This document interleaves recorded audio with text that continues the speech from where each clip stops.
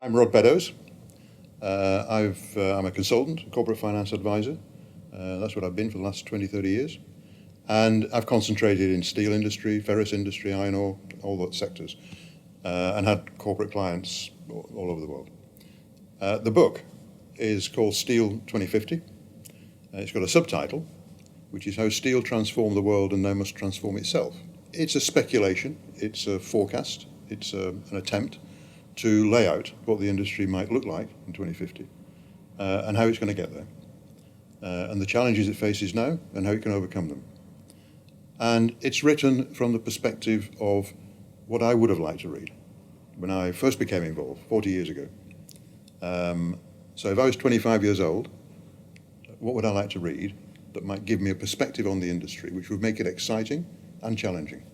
The steel industry is as exciting as it was in 1900 because it is still fundamental to civilized life. It's everywhere around us. People need it. It's required. It's not an option. It's cheap. It's versatile. It's a fantastic product. And it's still got frontiers of technical development and service development and organizational consolidation development. It's fundamental to the way the world will evolve in the next generation and two generations. Maybe in the second half of this century, beyond 2050. So beyond the scale of this book, things will change. Steel will become less important. Maybe new materials might emerge we can't even imagine today. But for the next generation or two, for the period of this book, there's no way that it can't be as important as it was in the past and as dynamic as it has been in the past. If it doesn't change, it will continue in what I can only describe as a vicious circle, where it doesn't generate enough capital to fund itself and that growth. Therefore, it depends on the state as the final supplier of capital. And the state generates lethargy, inefficiency, non-profit orientated companies. And therefore, it doesn't generate the return on capital, and the vicious circle goes on.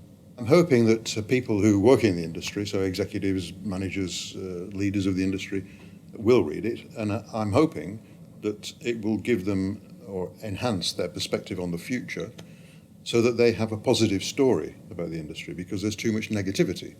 And really, the world does need the product, and people need it to build their societies with. If they can get that positive message articulated, then it should attract younger people. And the positive message is that it is a growth industry. Even in the 20th century, steel grew faster than world GDP. World GDP grew at 3.4% per annum over that century, 20th century. Steel production grew at over 4% per annum. It's actually a high growth industry, or it was. And it will remain a high growth industry for the next 25 years. After that period of time, one can imagine it slowing down. So it's not a dead industry. It's not a slow growth industry. It's not a negative place to be. But that message has to be communicated. If it is, then we'll get young talent coming in.